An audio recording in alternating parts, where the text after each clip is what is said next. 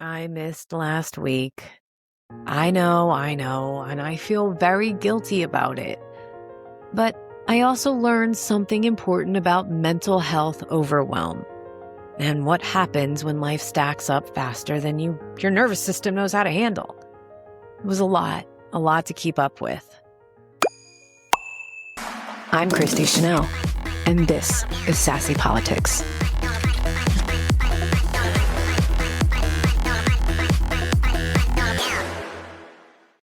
It's not even stress at a certain point. It's just too much input. You know what I mean?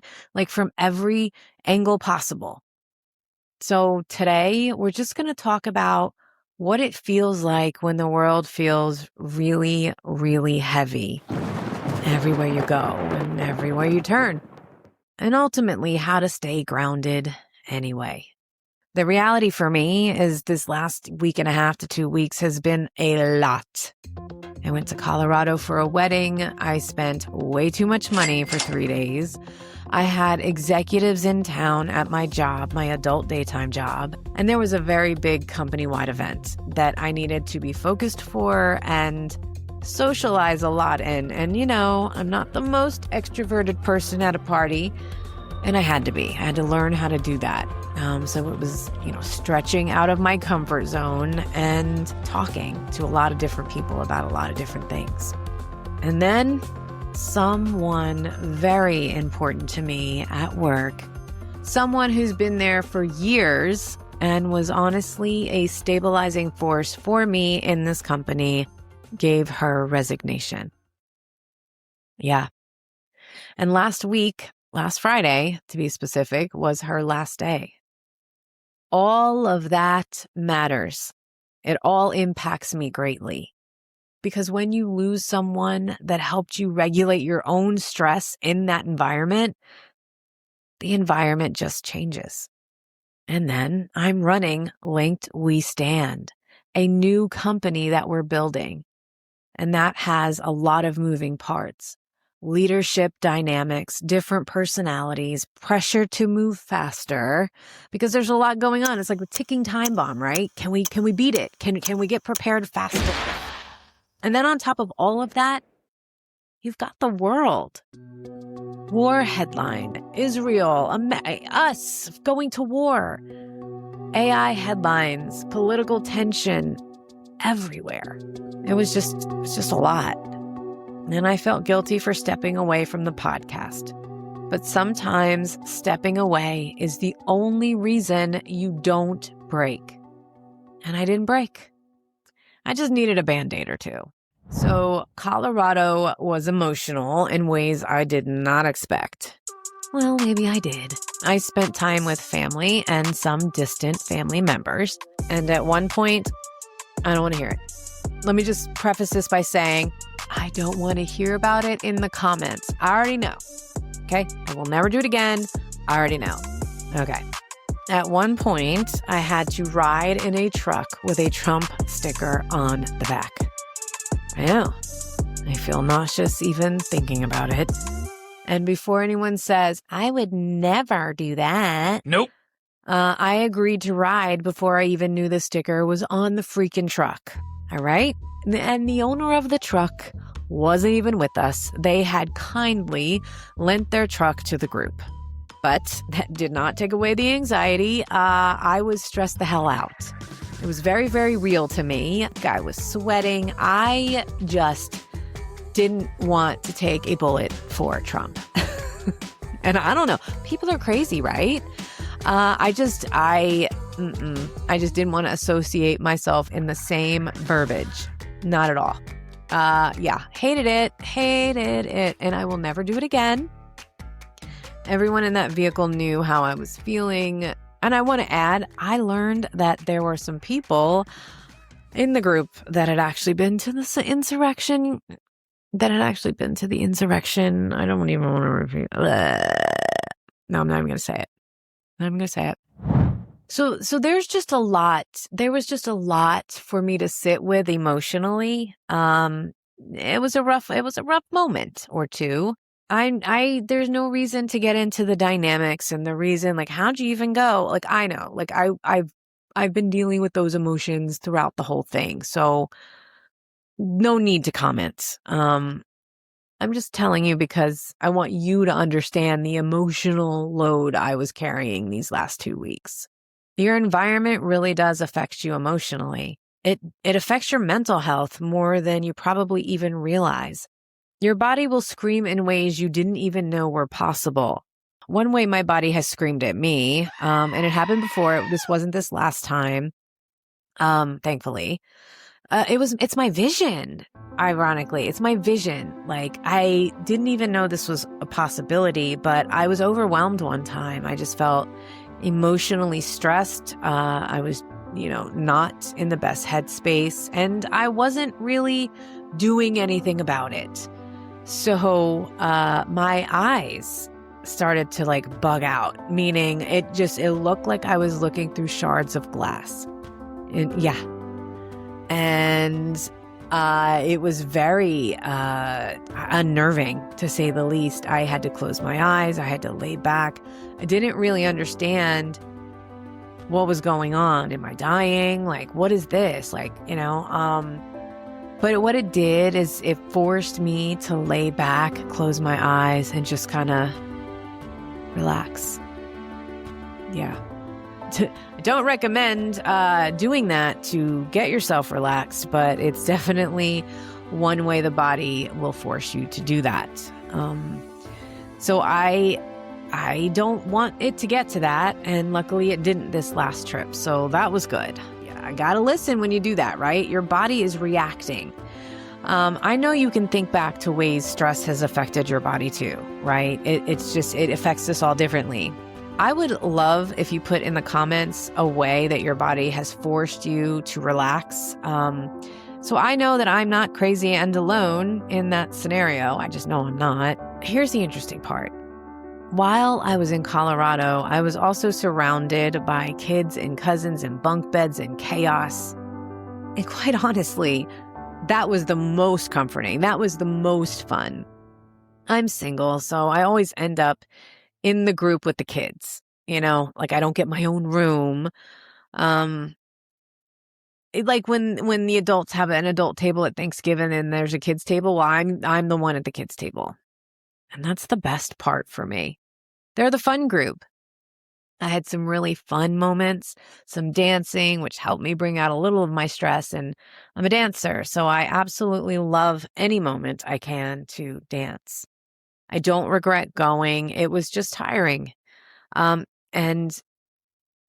there's a political divide, which adds this thing, this living, vibing thing throughout the group that I recognize. Now, maybe they don't, and maybe it's all in me, but it's hard for me to have anything to connect with on that level. Do you know what I mean? And that's a body mental disconnect, right? It's like, I like you, I just hate everything you stand for. Or I love you, but I just hate everything you stand for. How do you reconcile those two things? It doesn't regulate very well for me. Relationships are complicated, though. People are complicated. Emotions are complicated. Then there's the corporate world, my adult daytime job, where politics just doesn't even exist. Like, you walk in and the world stops, right? It's about the order. It's about processes and procedures and leading your team for the company. But there's not really politics involved. At least it's not supposed to be. So you disconnect. You compartmentalize. You put one part of yourself away so you can function professionally. And what I realized is disconnecting from the world didn't reduce my stress. Like, I was completely disconnected for 2 weeks, and I still had a lot of stress. I just moved it somewhere else. And when someone who helps buffer stress leaves your environment at work, Phoebe, I'm talking to you, this is where you immediately feel stress. We underestimate how much certain people hold our nervous systems together, whether it be best friends, your spouse, your cousins, anyone. When they leave and they are your touchstone, it really causes havoc in your system and in your mental state. And that's happening for me at my job. I'm going to find out in real time how much she actually held mine together. And I'm not looking forward to it. Then there was a post I made. I like to speak my mind. And by the time that you're hearing this post has probably grown even more. But as of today, Saturday, it was around 50,000 views on Facebook and almost that on Instagram. And the subject, you ask, is women's hockey. The USA team. They won a gold. And there was a moment where the accomplishments of these women were minimized by the President of the United States and the men's hockey team, which is something we honestly, as women, deal with every single day. And I was triggered because I'm a feminist. I don't hide it. I don't shrink it. I wear that proudly.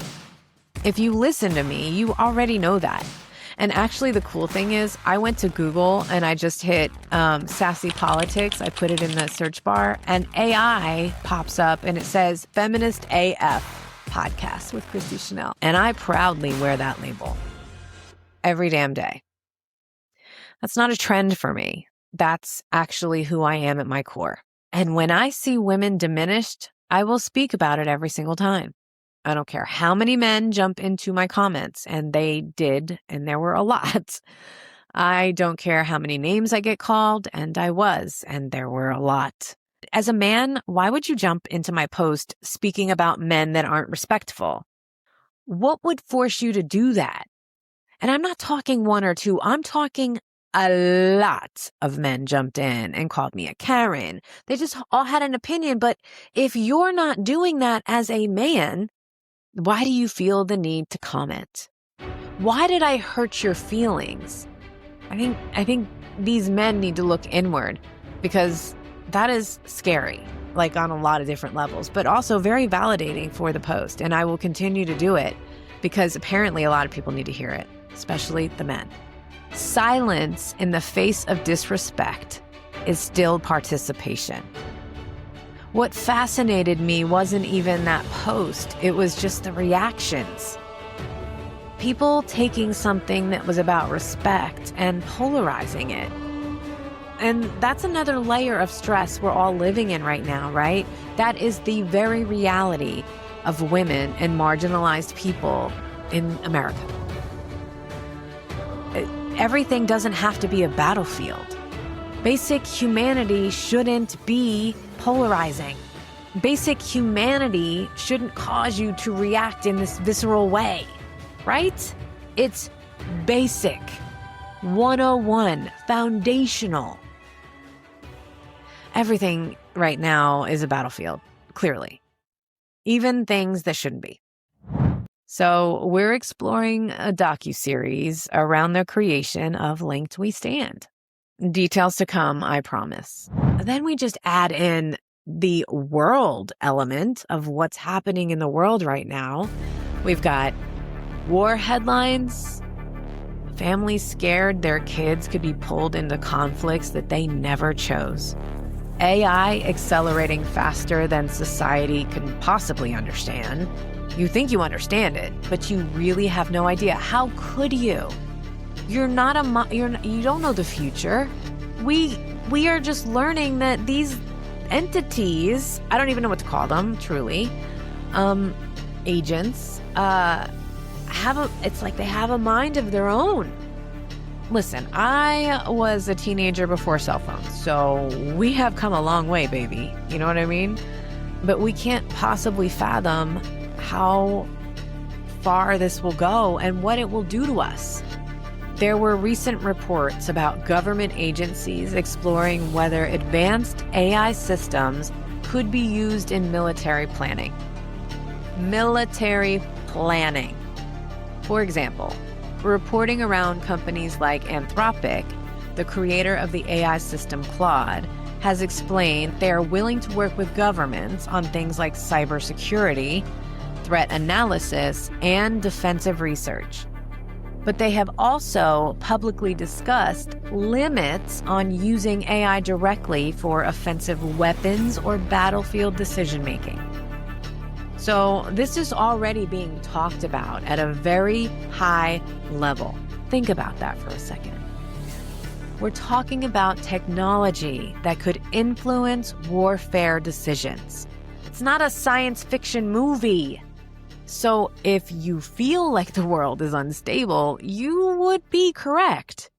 You're not crazy. Your brain is responding to real uncertainty that none of us fully understand. And I don't know when we will, right? I don't know. The cool thing is Anthropic said, nope, we're not doing it. Gave me a little bit of hope. But we already know how the administration's going to respond. They're going to try to bankrupt them, right? Well, if you're not going to help us, fuck you, is really what they're going to do. So Anthropic, I hope you continue to keep your stance. We need you to keep your stance.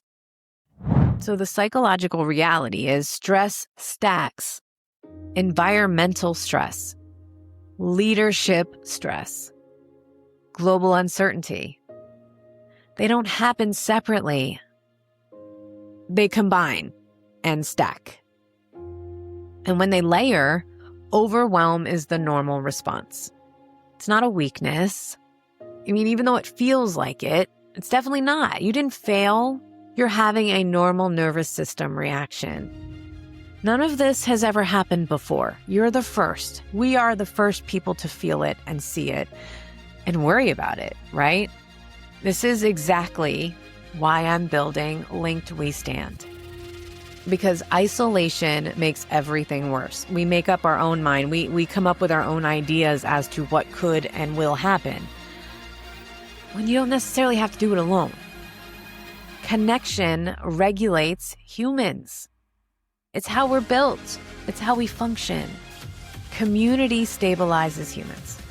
Belonging protects mental health. We were never meant to navigate chaos by ourselves.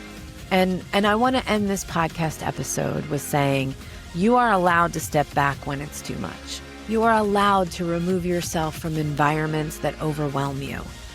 You are allowed to prioritize your mental health, even if it inconveniences others. Nobody is responsible for protecting your nervous system more than you. And sometimes you have to choose yourself. So I apologize to my team for stepping back. I hate it. I really do. And I meant that apology. But internally, I also knew if I didn't do that, I would be no good to anyone. No one. Sometimes survival decisions don't look perfect from the outside, but they're necessary on the inside. So the very hopeful, optimistic part of this episode is we are building spaces where you don't have to do this alone anymore. You just don't. That's the point. To help people find where they belong. To help people feel less isolated. To help people navigate exactly the kind of week I just had. And honestly, one of the biggest forms of therapy I've ever had, because I've never had professional therapy before, but I have gotten it. And it's because I'm doing this podcast. It's like I'm working through layers that have been there for years. It's been a process. I didn't know when I started a podcast how good it would be for me.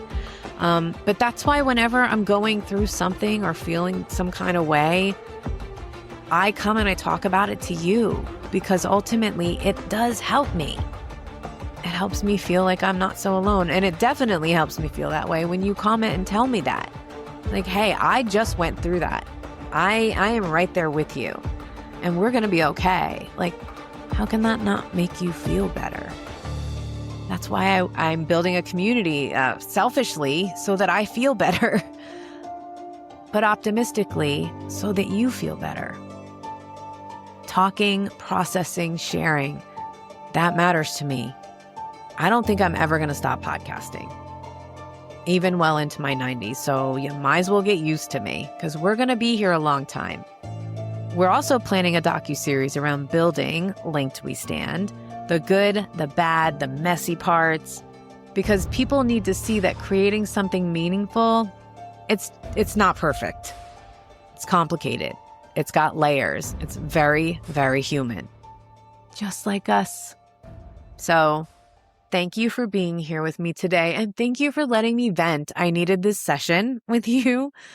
And if it resonated, share it with someone who might need to hear it, because none of us are navigating this world alone, even when it feels like we are. I will see you next week. I don't think I have anything stressful except for the world to deal with. So there's that.